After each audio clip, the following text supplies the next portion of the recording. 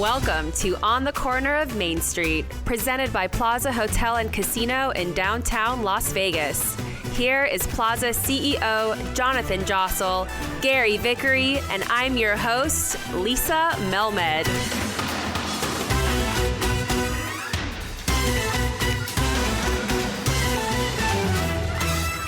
Hello and good morning. How's everybody doing today? Good morning, Lisa. Good to be here. Nice to see you, Gary. Looking sharp as always.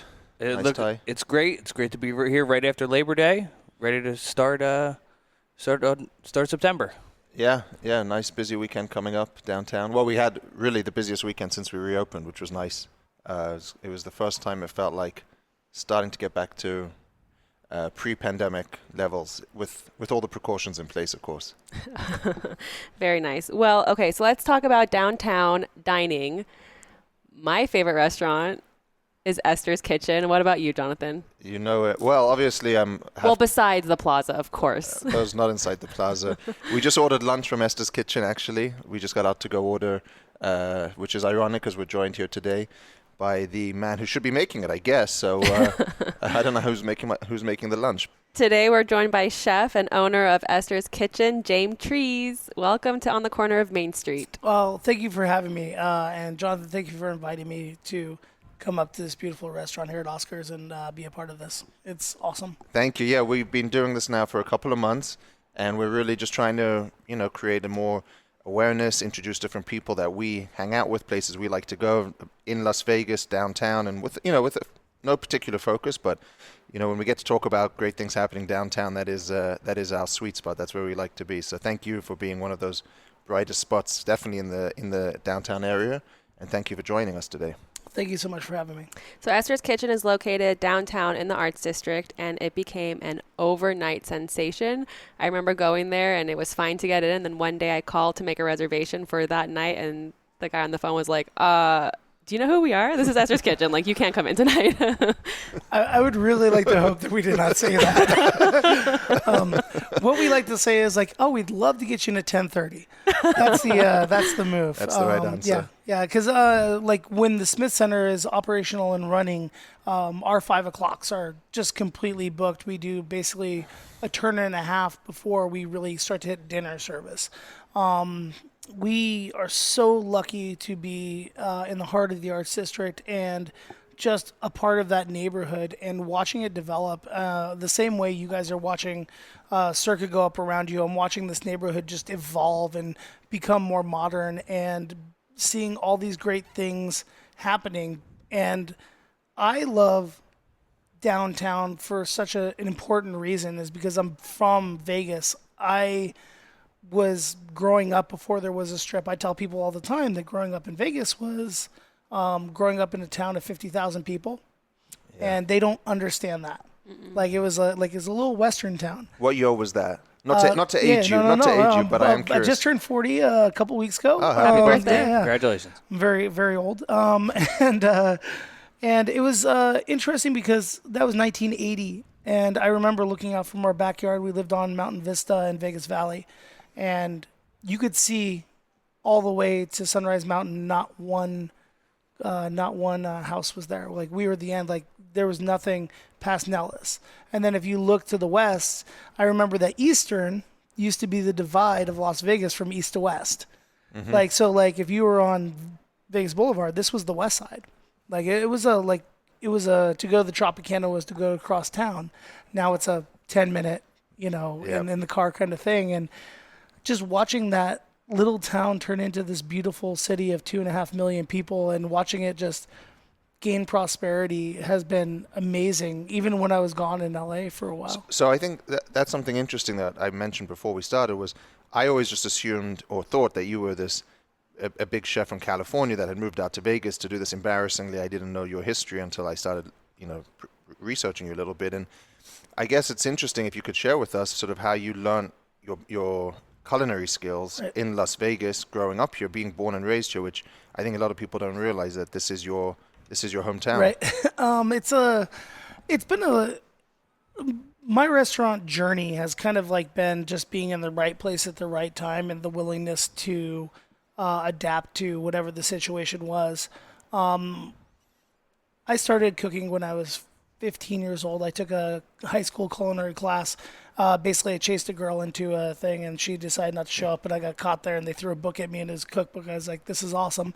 And I started doing that for about 2 years as part of like my high school education because my mom was a teacher. I didn't, I was basically done with my credits, so I didn't really need to be in school, but my mom wanted me to be, so I ended up doing this culinary class and I fell in love with it. And then I really worked really hard to get an internship at the Mirage.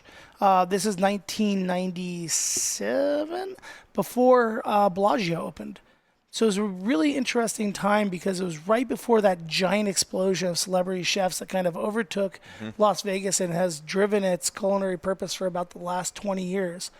And I was right at the grassroots of that. So like if it was a Thomas Keller restaurant, Thomas Keller was in the kitchen every day. If it was a Michael Mina restaurant, Michael was in the kitchen every day.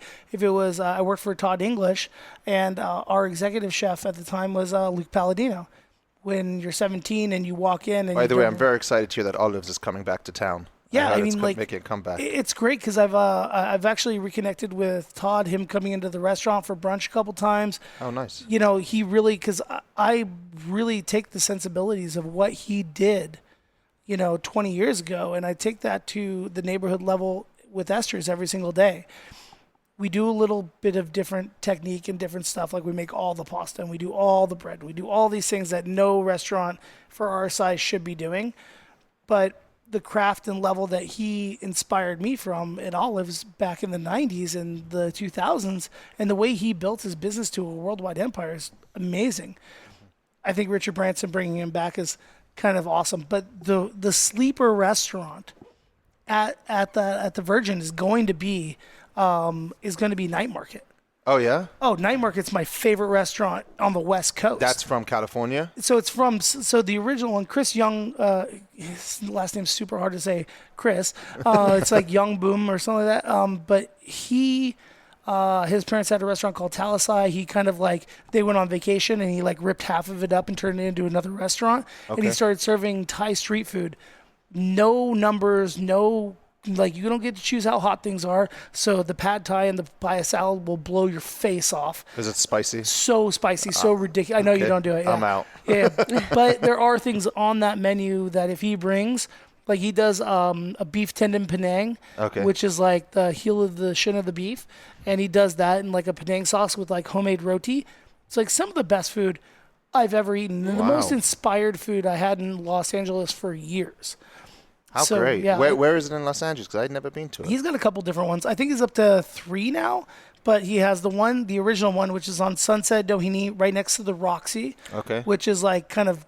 It's called Night Market? Yeah, it's called Night plus Market. Night, yeah. I saw that in the Virgin announcement, and right. I actually liked their lineup. I thought they had some good stuff there. Smart. Very smart lineup. But I did not know that Night plus Market was as great as you're telling me, so I'm excited for that. It is the sleeper restaurant coming to Vegas in a long time, and I really hope that it echoes the original sentiment of the original restaurant. Then he opened a restaurant in Silver Lake called Night Market Som. Okay. And that was more of just I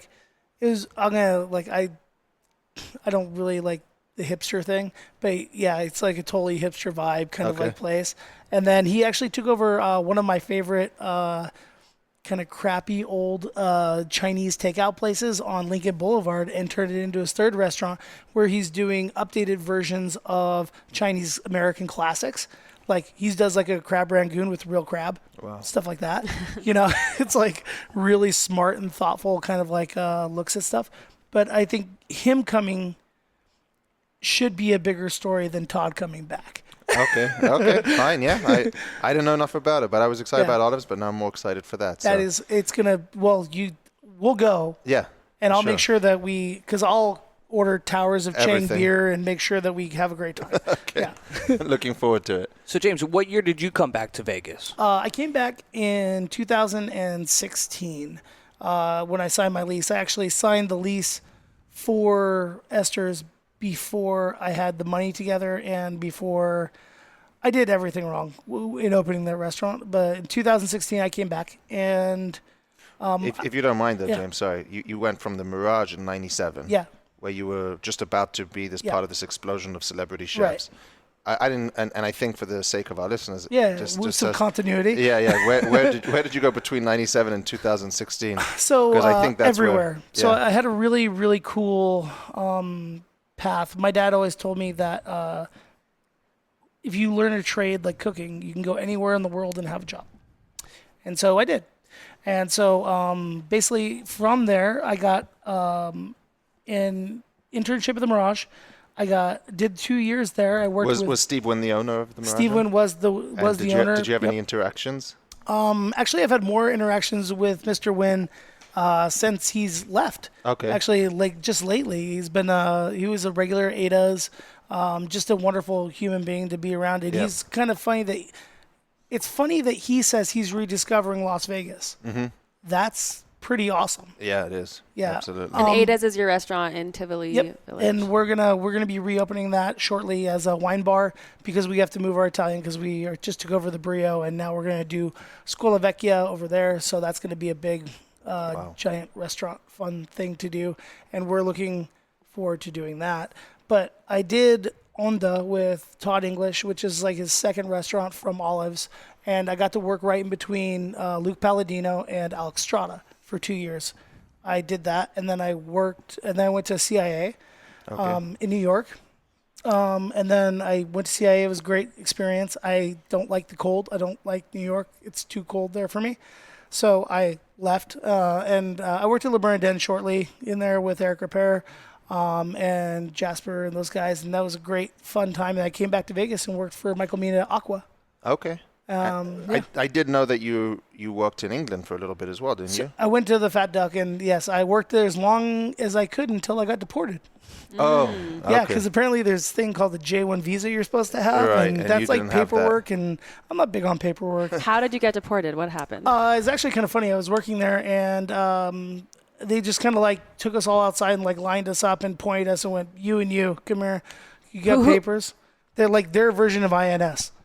My Like goodness. pulled like 30 stages out of the kitchen, and we're like, "You and you," and I was like, "Okay, cool." And the other guy's like, "Yeah, I have my papers." I'm like, "Fuck." Back to the U.S. So they And then did literally you- yeah. took my passport from me, and I got to wear handcuffs all the way back to Philadelphia. That was fun. Oh, great. Oh yeah, it was great. Well, Was for- the flight free? It was free. That was very nice of them.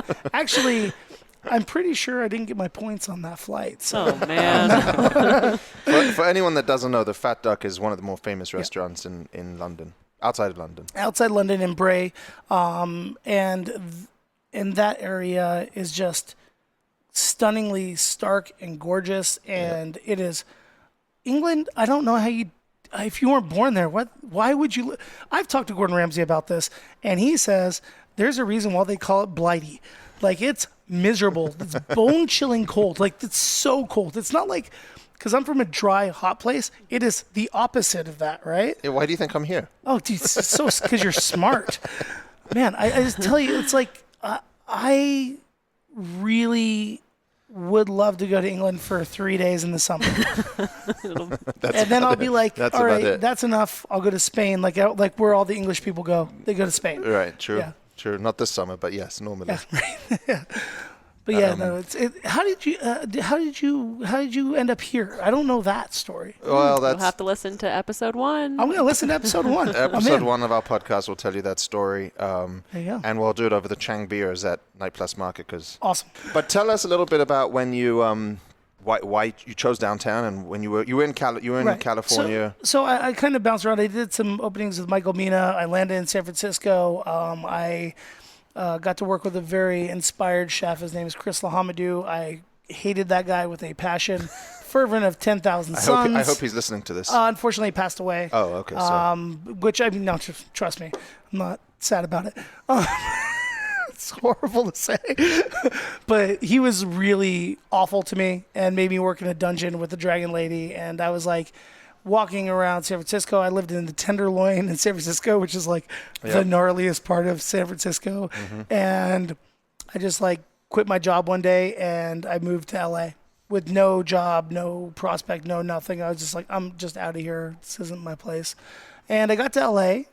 And over the next 10 years, which is how long I was in LA, all my friends from San Francisco moved to LA. They came down, they saw like beaches and nice people and people who weren't struggling to get by, and the creativity and innovation in those restaurants. And it was almost the way I feel that Las Vegas is at this point, where we see this explosion of community restaurants. When I got to LA, there was only like 5 big chefs. It was like Wolfgang Puck, Michael Simorowski, Susan Goen, what's the lady, and Nancy Silverton, and probably like Governor Ben Ford. And that would be about the entire expansion of. But now, if you look at LA, it's just celebrity chef after celebrity chef after celebrity, these giant people who have just been crushing it. And the most innovative restaurants in the country for 10 years, and no one knew about it.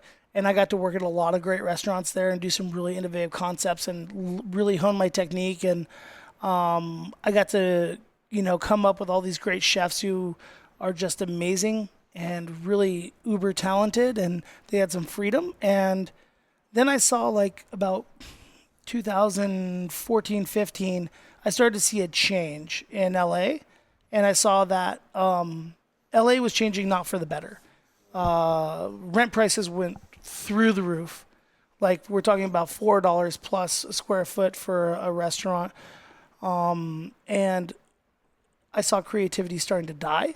I started seeing my friends not be able to sustain good lives. And I saw that, like, I was down in Venice walking on the beach every day, and I saw that, like, I helped run a really successful company of 20 plus stores, and I couldn't afford to live in my neighborhood. Wow. It's insane, isn't it? And I was like, you know what? I think I'm out of here. Right. And I think it was just time. Right. And, Yeah. and so you were in Santa Monica? Were you living I was there? in Venice. Yeah.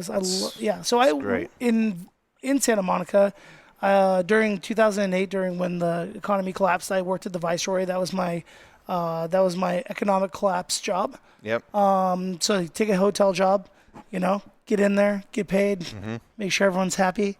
Right. And then when I got done working with Gordon Ramsay on Kitchen Nightmares in Hell's Kitchen, I actually bounced over to Fig and worked with Ray Garcia at Fig, and then he went on to open Broken Spanish. So I love Ray. He was a great chef to work with. I kind of ran the restaurant. He ran the hotel part of it. And in the middle of it, I brought him his money guy, and he was able to concept his restaurant and then go out on his own. And he's been very successful at that as well. And now I kind of see that, like, I'm back in Vegas, and here come all my friends from LA. Moving to Vegas? Yeah, all my friends from, I got my buddy Bruce out here. I got my buddy Vic out here. I got, so I'm seeing, those kind of people return. And it's like, I kind of feel like I'm setting, where the first time I was like, oh, we're all good. Now I'm like, now I can help these guys out, make sure they're get set up properly, get good deals. Are they living in downtown in this area, or where are they? So Bruce is living in Summerlin, but he's going to open a restaurant downtown on Main Street. Oh, okay. If everything works out, he should be funded this week. Hopefully in my Clay Arts building.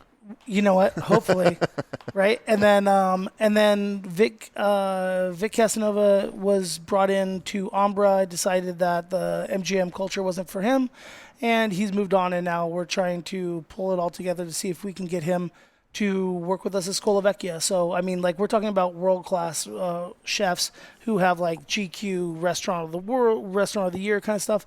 And I'm just bringing community-oriented, small restaurants to Las Vegas in a way that is very impactful for the community in which they're in. I think that's something that we kind of, as Las Vegans, kind of overlooked for too many years. Whereas there was a lot of flash and bang on the strip, right? But not a lot of substance. I look at a restaurant like this and I see substance. I see history. I see care and thoughtfulness in the preparation of the room and how it was done and the timelessness of it. And I love those things. Do you think the celebrity chef thing is now overdone in this town, or just in general? I think in general it is, because I went from watching kids that couldn't stage in my restaurants go on Top Chef and end up with restaurant deals. And I was like, these kids are clowns. They don't know how to cook. Right. And so and we saw a lot of that. in fact, like, no diss to those people, but like there just became a point when they started asking me to go on Top Chef when I was like, no. Yeah. I'm like, Yeah. I'm not going to waste my time, right? I'm not going to waste my effort to make your dumb TV show with your TV producers. And being behind the camera for a couple of years with Gordon Ramsay, you see that they're there to make a TV show. Yep. They do not care about who wins or what the talent level is or what the care level is. And so it's kind of like, I love GR, but I'm like, come on, man. Like, Yeah. you can't say no to $150,000 an episode. So, So how did you choose and settle on the space that you have for Esther's Kitchen on Main Street in the Arts District? so I originally wanted the Alpine Fixtures building Okay. on Main Street. Yeah. It's still vacant, by the way, guys. Yeah. Yeah. Well, so I wanted to get that, and I tried to buy it from the person who actually lived on the same street as me in Venice. And he actually had an illness and lost it to the bank over, I think, like $8,000 or something like that in like back property taxes. And the people who came in and bought it, and for, I think it was $800,000 total, right? I could have bought that building for $800,000, and now sure can't. Yeah. Yeah. Yeah. Sure. But I lost it. I didn't get to him in time. So then I was walking down Main Street and I saw antique stores, fun bars, coffee shops. And I'm like, where in this neighborhood do people eat? And the answer was nowhere. Right. So I walked around the corner and I saw the two beautiful old school graffiti pieces on the side of my building. Right. And I was like, right there. I was like, that's where the restaurant should be. And I started talking to the landlord, who's great. Cameron's great and Adam are great. And they were like, well, don't you want the big side with all the windows on Casino Center? And I'm like, nope. No, I do not.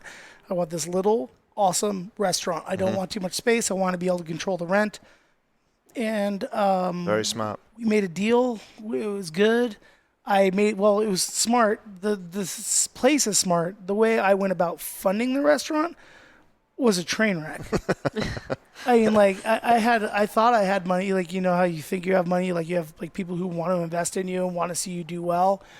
And then you ask those people for checks and they're like, you don't need me, like you don't want my help. And I ended up taking an extra 6 months to get an SBA loan. And it ended up being that my mom had to sign her house as collateral for the loan. Wow. And getting her to do that was rough. And I mean, like, I told myself, Stressful. super stressful. But I mean, it also just like, if your mom doesn't believe in you, who does, right? Yeah. Come on, Mom. And I mean, like, 2 months into it, everyone's like, oh yeah, it's a hit. It's this, Yeah. it's that. Like, they don't understand that I opened the restaurant with What went into it? $5,000 left in the bank. Wow. Like, I mean, like, I had to borrow money from my sister to pay the first payroll. Like, that's how this restaurant happened. I tell people all the time that Esther's is the restaurant that should have never happened because we own all of it, right? Which is very rare when it comes to restaurants. But when you're looking at, like, the trailblazing people, and I just haphazardly third person just called myself a trailblazer, which is It's appropriate. it's awful. No, it's not. It's appropriate. I'll call it. It's never appropriate to call yourself that. Yeah, it's rule number 2. Okay. What's number 1? Don't die, Oh, which means okay. don't do anything stupid. Rule number 2 is rule number 2 Don't call is, yourself a trailblazer. Rule number 2 is don't break your arm jerking yourself off. Okay, fine. Right. And rule number 3. Hold on, let me get a pen. Let me write these down. Yeah, this is actually really important. Yeah. And then rule number 3 is being right is the dummy prize of life. Those are if you take those 3 rules, we feel that like you can 95% of the time make good decisions. Okay. Right. I can definitely go along with most of them. Yeah. No, I can go along with all of them actually. It's pretty good. So, Yeah. so for some of our listeners who've never heard of your restaurant, how would you describe the restaurant? It's How would you visualize that if you were to? it's Italian soul food. I mean, like that's really what we like try to be. We cook with the seasons. So in the style of cucina povera, which it really means just like taking something that's very humble, like pasta or polenta or something like that, and then treating it in a way that elevates it. and makes it special. I love the idea of the regional classic dishes of Italy, and bringing those into the fold is kind of like where we base the menu at, and then we wrap it around different flavors and seasonal like vegetables. So we don't do chicken parm, but we do a chicken parm sandwich at lunch, right? So we don't like people who walk in and are expecting like an Italian restaurant. Like, well, I'm building that up at Summerlin for you guys, but like, you know, our pasta pomodoro, we use organic tomatoes from Chris Bianco. We use olive oil from California. We don't use Italian olive oil, and we don't use Italian tomatoes because we're not in Italy, right? So we just get the best quality product that's from around us, and then we treat it with respect. And a great puttanesca. A great puttanesca, which we will do with bucatini anytime you want it, without the Nero. You know, it's you were joking by saying you shouldn't call yourself a trailblazer, but I think a lot of people, when they look at successful businesses of any type, they don't realize what goes into those early stages, the Right. hours, the grind, the struggle, the challenges, and they just see the success and the line out the door and like, yeah, he's got this thing figured out. It was easy, but you know, You were there in the early days. Yeah. And let me tell you, like, I'm sure you've had some rough meals at Esther's. Like, there's like one of those things like where you initially have the goodwill of so many people, and your only goal is just don't screw that up, right? Like, you can make mistakes, but like, if I burn your pizza, I come to the table and I say, I burnt your pizza. It's not good enough. I'm going to remake it for you. Here's a salad while you guys hang out and wait. And I apologize constantly. Like, that was like literally the first 6 months of like Esther's is me going out to there and be like, I'm sorry it's taking so long. I'm sorry this is wrong. Sorry. That is how we met. That is how we met. What happened? James was walking the room as he does. I was with my wife Emily, and we were sitting there having dinner. I think it might have been your first week or 2 weeks, and everyone was raving about this place that I knew downtown. So we tried it out, and you were walking around the room, and I told you my feedback, and instantly you were changing everything, fixing it, and What was your feedback? I think the puttanesca was too spicy. It was whatever it was. I don't know exactly, but you were on the spot, walking the room, and I think an interesting conversation is how much time do you still, given the success of it, spend in the kitchen versus managing the business of it? I love my time in the kitchen. It's usually in the mornings, and I try not to get in the way of the team. Like, my goal now is to get my chefs to start creating the menu completely. So they still need a little nudging because they can get into the minutia of the day-to-day, but bringing in new products and showing them new techniques and really kind of like building off of the foundation that we've built over the last few years has been great. But now I'm at the point now where I'm like, okay, guys, what's the new chicken? What's the new porchetta setup? What's the new this? Because I want them to be taking care of it and growing, and I'm giving them all the books and all the information. And now it's like, well, we did this last year, so we don't want to do that last year, so let's change it like this. And now we can have a real conversation about where the menu goes, and it goes forward. It goes forward very much like Italian food, very slowly, because if we make radical changes or we go too modern or we get too chefy, then all of a sudden it's not Esther's, because Esther's still has to retain soul. It has to retain a whole bunch of different like intangible things to the food that help elevate the experience, because it's not as simple as just like pasta on a plate. Absolutely, yeah.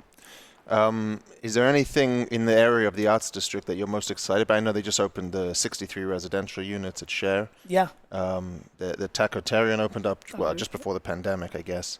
Well, maybe it was a little bit before. No, a the little pandemic. bit before. Yeah, they're doing good. The pandemic feels like it's been 30 years, so it's hard to It's hard to know what came that far before it. But anything in that area that you're particularly excited about? I know you're repping a Good Pie hat today. Yeah, absolutely. So yeah, and Vinny is and Vincent and Main Street Provisions, and so Good Pie and Main Street are going to open up in the next month and a half. Which they've been saying, by the way, for 6 months. They've been saying that for a year. Yeah. But it was really just, I mean, I think where they're at now is we're looking at like probably another few weeks for Good Pie. Good Pie will open first, and that'll be great to have. Not only have a great slice joint, but have like a really great pizzeria and a really great person with Vincent Rotolo, who's just been like, he's always had my back. He's just a good guy. And, we started out hanging out in his backyard making pizzas out of his oven that he made out of a doghouse shell. Wow. Yeah. He built an oven in his backyard, and we would go over there and we would test recipes and test doughs. And I'd bring dough, and Michael Vecnine would bring dough, and Chris Decker would bring dough. So, and we would just get all these different pizza makers from all over the city, and we'd all bring dough, and we'd all bring ingredients, and we'd just throw down pizzas in the oven. And we, work the ovens, and it was a great time. And that's how we really got to know each other. And like, that's how this pizza community in Vegas kind of came together. I was just kind of a fly on the wall and got to, learn and work with those guys. And it was a lot of fun. And then he opened his spot over in Palm Plaza. He was with Evil Pie, and then he opened Good Pie, because nothing like a contrarian. Evil Pie and Good Pie. Yeah, right. And then, so now he's over Good Pie, and now he's opening his first full-service restaurant. And that is fantastic for him, and I'm so excited for him. The millwork on that bar is gorgeous. He's got a David Cooper behind the bar, who was at Other Mama. And so he's got a great bar manager there, so the cocktails are going to be great. And then next door you have Main Street Provisions with Kim Owens, who's the owner, and she basically built Del Frisco's. Oh wow. She's a badass chick, as I say. Yeah. Yeah, and she knows her stuff. It's a steakhouse. It's gonna be kind of steakhouse-ish. Yeah. It's gonna have steaks on the menu, but it's more chef-driven, more community-driven. They have the amazing chef there, Justin Kingsley Hall. Yep. So Justin finally getting a place where he can. He was at Atomic as well for a little bit, wasn't he? Yeah, he started off at Sparrow and Wolf. Yeah. It's kind of funny. He was like, I think I met him in LA when he was at Comsa. So I mean, like, he's also been around. He's from the San Luis Obispo area, and so for him to make his way to Vegas through LA, and then now for him to be able to feature some of his food on a menu is amazing, and to see how he's putting it together. He's just a really gentle, sweet spirit, and just caring and wonderful as a human being, and I want to see him succeed. And I really truly do believe that in the Arts District, like any upcoming neighborhood, like a rising tide lifts all boats. So to even in the pandemic see these restaurants kind of coming to fruition finally, and opening, and seeing these guys go from all the struggle of opening a restaurant, which is so not the funnest thing in the world. I mean, because you just literally learn what you don't know. And then to finally get open, I'm super excited for them, and I cannot wait to support them, and I cannot wait for our neighborhood to just kind of blossom as it has, because I really do see it as just being like, I might have been like the first guy there, but they're going to be so successful and so wonderful, and such great people. And Vinny's like slice game to be like as a great accompaniment to all the bars at night is another amazing thing. We're just cannot wait for our neighbors to come, be open, be successful. Same thing with Tacotarian, like Regina and those guys have just been amazing neighbors to have.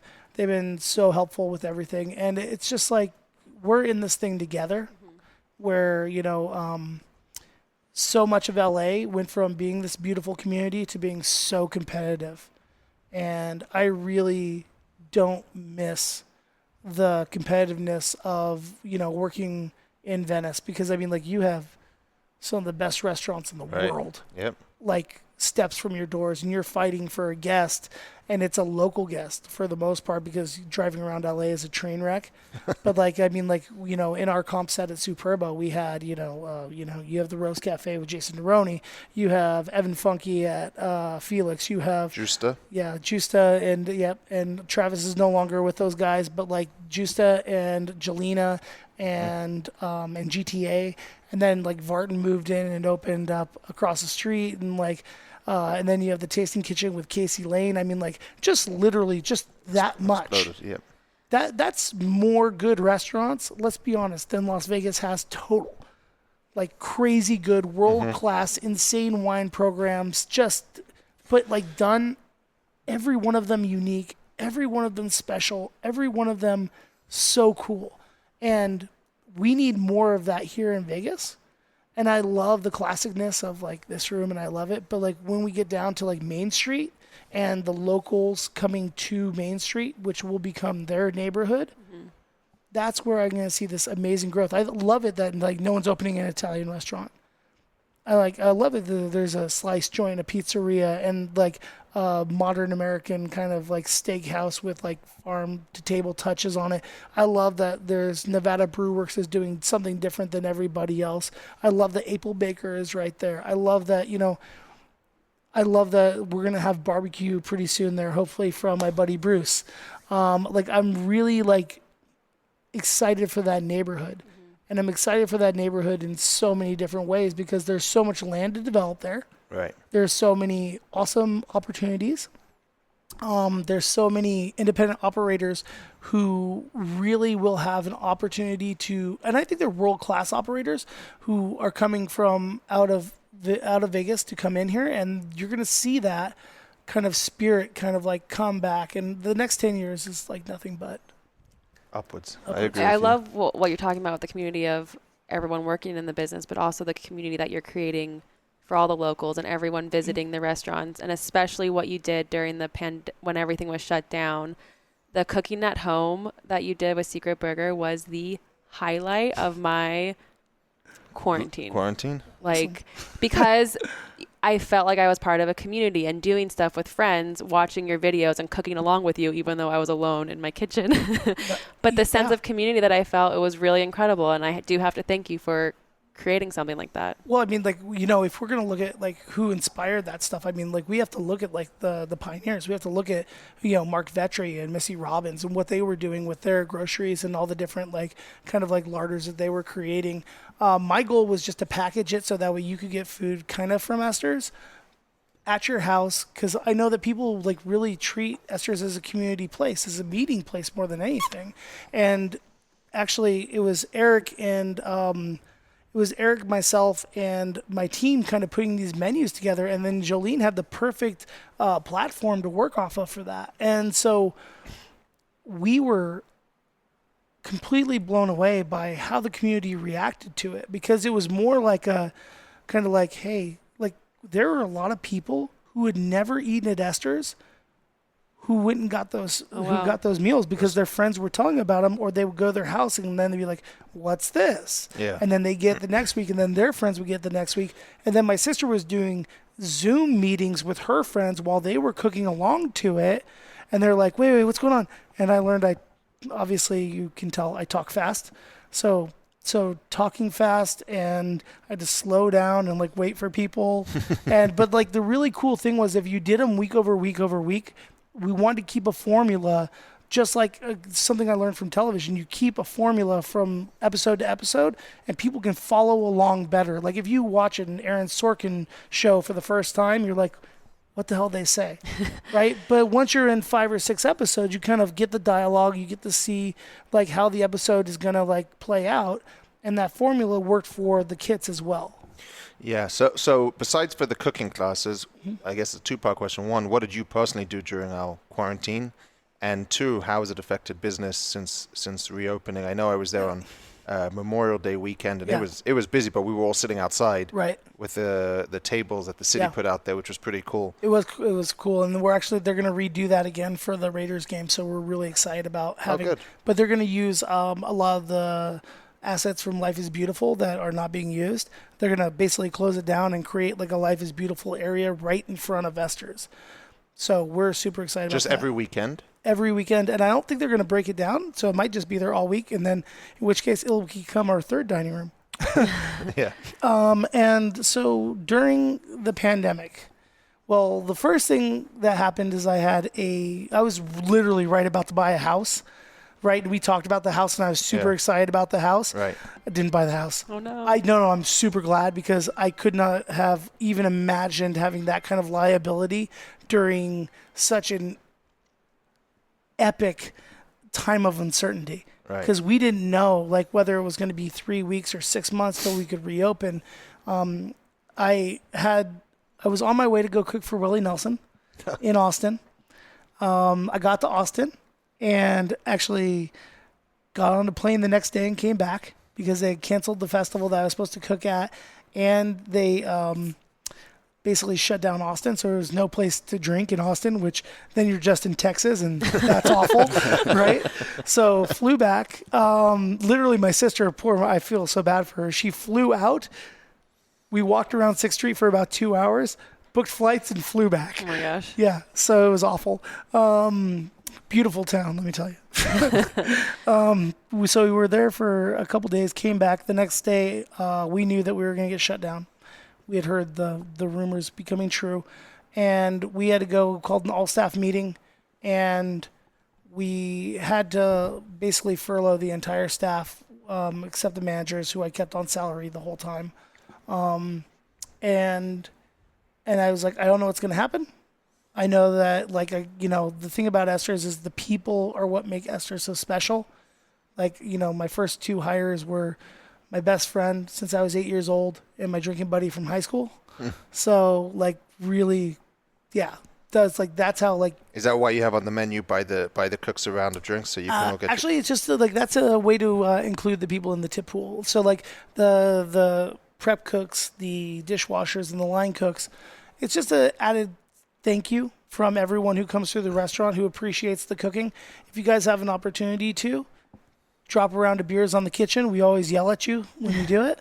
And we say thank you because it means a lot to us. And really just it was so hard to tell people who I'd made that promise to that we're going to take care of you, that you're part of a family here. And we did our best while we were, shut down. So we would have family meal every day.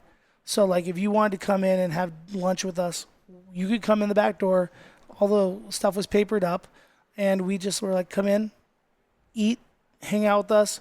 If you need groceries, if you need money, if you need anything, you let me know. I mean, I can't even tell you because so many people couldn't get through on the Dieter website and Right.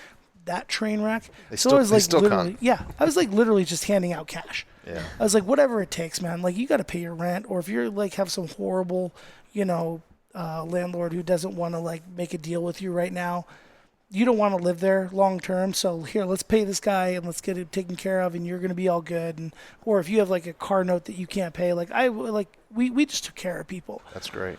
And then we literally emptied the fridges, cooked all the food. Did everything that we could not to waste any product, but to get in the hands of our family and our regulars. And we had people who were regulars who were just showing up and being do you have any bread or do you have any of this? And so what we would do is we would kind of people saw this, we would announce on Facebook, hey, we're baking bread. If you want to come over, grab a loaf. Sure. And we did that not only to keep our starters alive and to keep our practice on it, but also just to create nourishment for the community. Right. And what we found was people were coming over and they were so happy to be just getting bread because we were yeah, just grab whatever you want off the rack. We didn't even think about it. They're started leaving money. And so they started leaving piles and piles of cash for the bread. And it wasn't $5. People were leaving $100. Oh, wow. And we were wow, this is freaking great.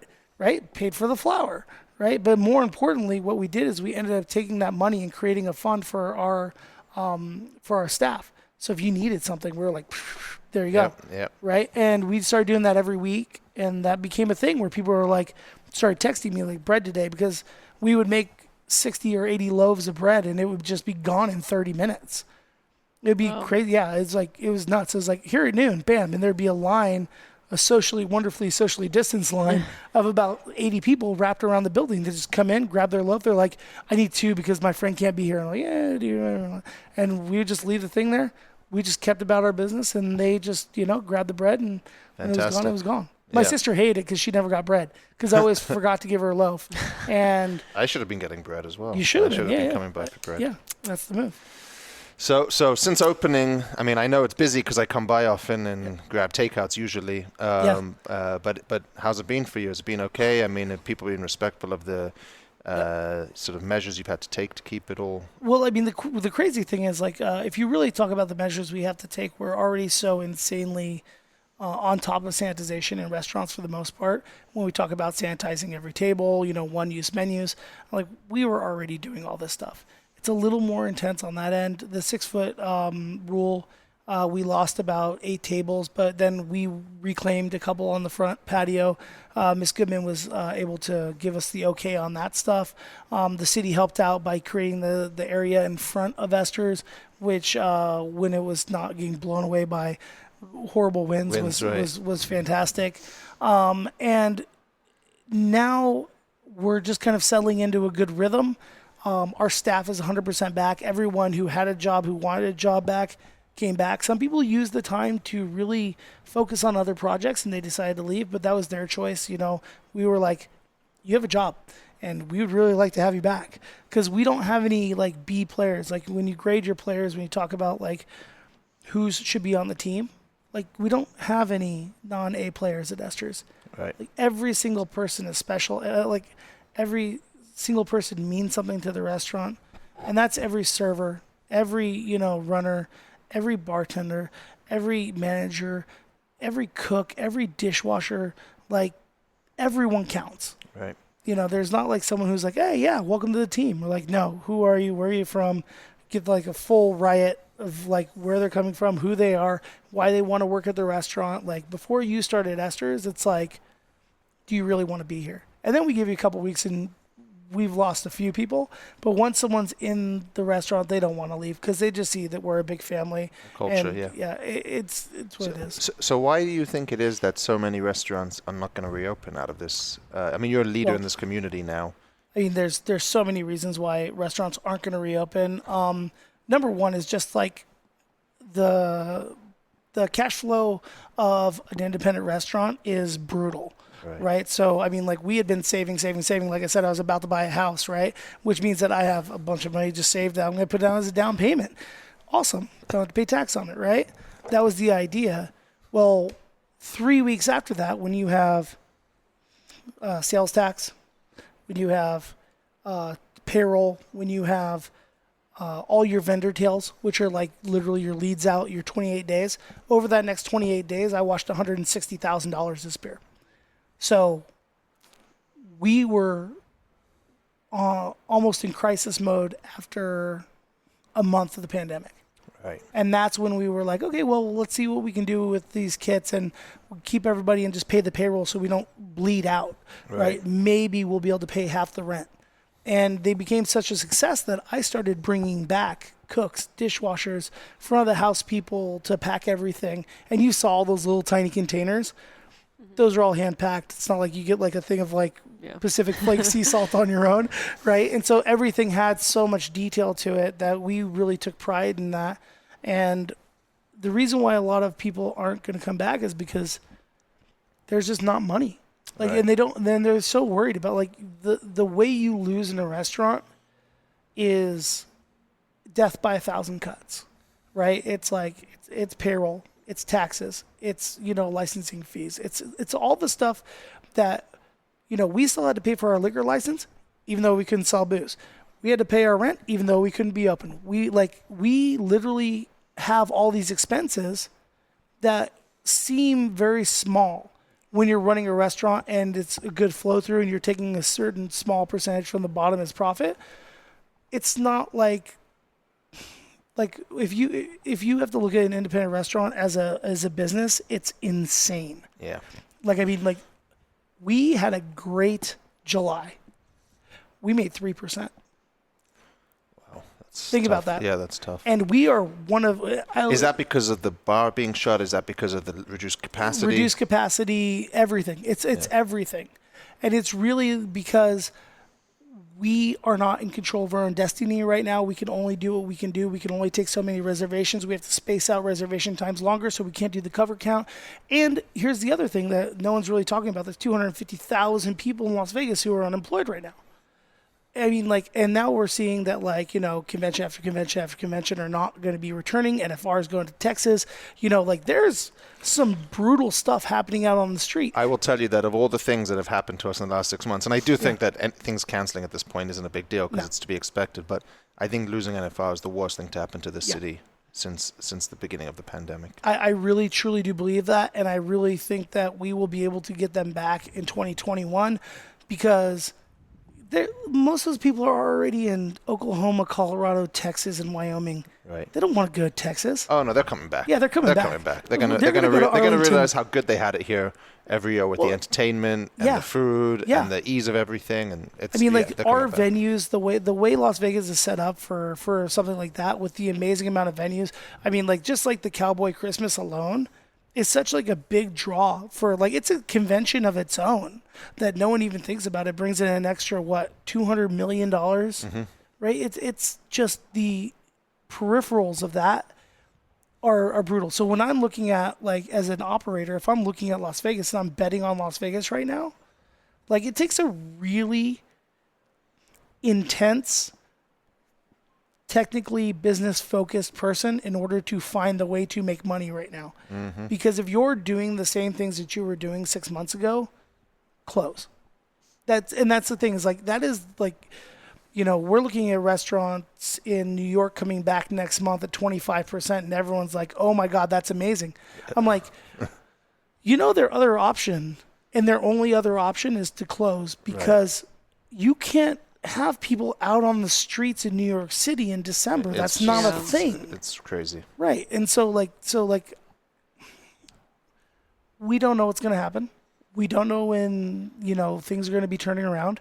But I see the spirit of Las Vegas in our restaurant every single day. We see locals coming out and they're putting their money in this little tiny restaurant, and we're trying to give them the best, you know, bang for their buck and the best service and the best experience that we can give them at any cost. And we're taking on loads of extra servers and stuff like that to shrink sections to allow for better service, and we're changing our wine programming, and we're building a pastaio next door. We're building a pasta shop next door. Next to Esther's? Yeah. So right next to Makeshift Union, we have that space, and we're gonna put a retail pasta shop where you can come buy bread, stuff like that. Oh, great. Good. Yeah, maybe some ice exciting. cream, maybe some other fun stuff. And we're just gonna create a grocery, and it's gonna give us a little bit of extra space to breathe at Esther's as well. Can you put your olives on sale, please? Because I'll buy them there. Yeah, no problem. Yeah, I mean, like, but that's the thing is like, the one thing that I've kind of noticed, and like, it's like a very niche market, but in the time of pandemic, it seems like it's been something that's needed. I've been handing out flour to people because people can't buy the flour that we use to make bread. They can't buy the flour to make pasta. They just can't. You can't go to Whole Foods and buy it. You can't go to Sprouts and buy it. So we're going to sell those things by the pound. And if you want like lasagna sheets for like, you know, you're making lasagna for the family, we'll come over and we'll give you 7 lasagna sheets and sell them to you that way.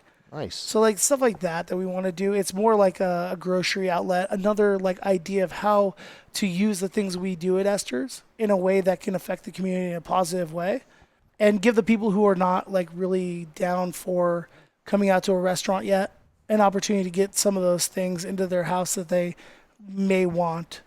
You know, and that's important right now. It's just like, how are we going to take care of our community? Yeah. So important. Thank you so much for everything that you're doing, and we can't wait to see what the future, holds. My lunch is here. There you go. My Esther's Kitchen lunch is here. There you go. You can learn more about Esther's Kitchen at www.esterslv.com or on Instagram at Esther's Kitchen LV. Thank you so much for joining us on the corner of Main Street. Thank you so much for having me, Jonathan. Guys, thank you. We'll be back again soon, but in the meantime, please let us know how we're doing and send us your questions. Just email us at podcast@plazahotelcasino.com or go right to the top and tweet Jonathan at Jonathan Jossel. Also, please follow us on social media. On Twitter and Instagram, it's at PlazaPod, and on Facebook, you can find us at Plaza Podcast. We'll see you next time from right here on the corner of Main Street.